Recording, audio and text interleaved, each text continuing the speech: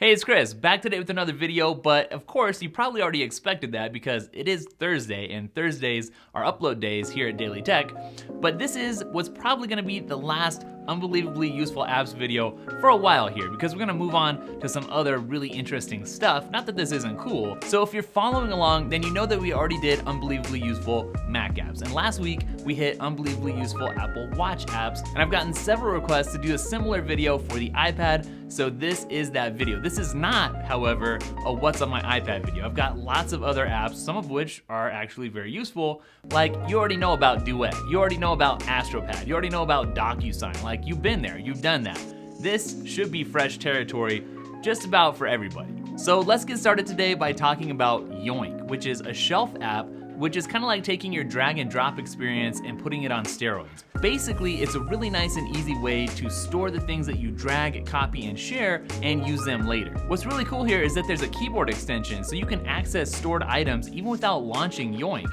And there's also Spotlight integration, Files integration, and of course, an action extension. This one app could completely change the way that you use your iPad. And it's not the only shelf app out there, but in my opinion, it's definitely one of the best. Now, real quick, let me take a few seconds to mention today's very relevant sponsor, Adblock Plus. If you want to optimize your browsing experience by blocking intrusive ads, whether they're on Facebook or news sites or even YouTube, then Adblock Plus is a free download that's available for all major browsers. See for yourself why over 100 million devices are already running Adblock Plus by using the link down in the description. Ads can be annoying, so I don't blame you for wanting to block them, but just make sure that you still find a way to support your favorite creators. Alright, so next up is Nebo, which is a note-taking app that really makes the Apple Pencil shine. In this really cool note app, you can write in your own handwriting and then easily convert it into actual text with a quick double tap. It's also really easy to do things like erase words or letters,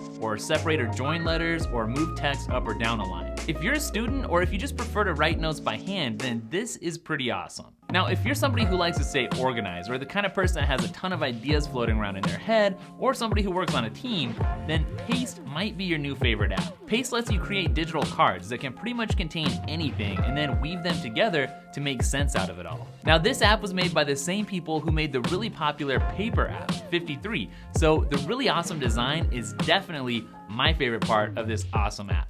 Now, this next app, which is called LiquidText, is kind of mind-bending. So here, just watch this video.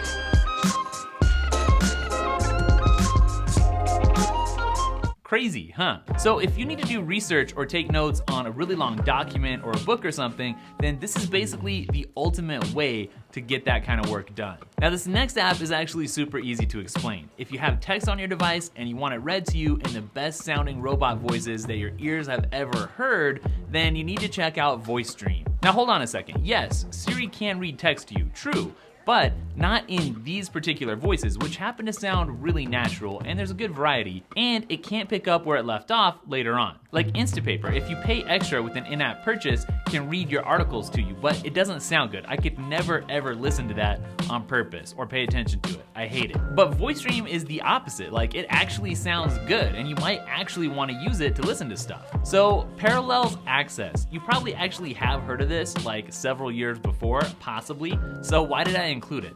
Well, sometimes people need to be reminded of old hits. So if you have a Mac or a PC and you want to access it or use it from your iPad when you're not around it, like maybe when you're traveling or you're at the coffee shop or something, then this is the best way to do it. It's like getting the best of both worlds, but in the shell of a tablet. So there you go. Consider yourself reminded. Now, this next app I had to throw in here because I'm a video editor and an iPad fanatic, so it only makes sense. Luma Fusion is by far the best way to edit video on the iPad, including 4K video, which is pretty insane. What's crazy is how fully featured this app actually is. It's not really missing anything that you might be used to if you're a Final Cut Pro user. Now, it's true, the interface is a bit different because it's touch-driven, but you can get used to that pretty quick, and it makes an iPad Pro a great on-the-go video editing setup. And finally, I want to mention Procreate, which is one of my all-time favorite apps for the iPad, because people are always asking me, what did I design this in? Where did I sketch that in? Well, it's always Procreate. So all the Apple Watch art that you saw a couple videos back, that was in Procreate. The channel art that you see on the channel right now, that was done in Procreate.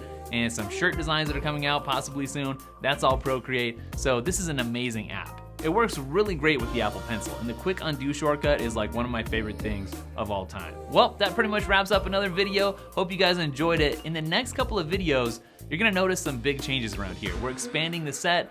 There's a bunch of gear upgrades that are in the works, so things are gonna start looking a little bit different, but it's gonna be changes for the better, definitely.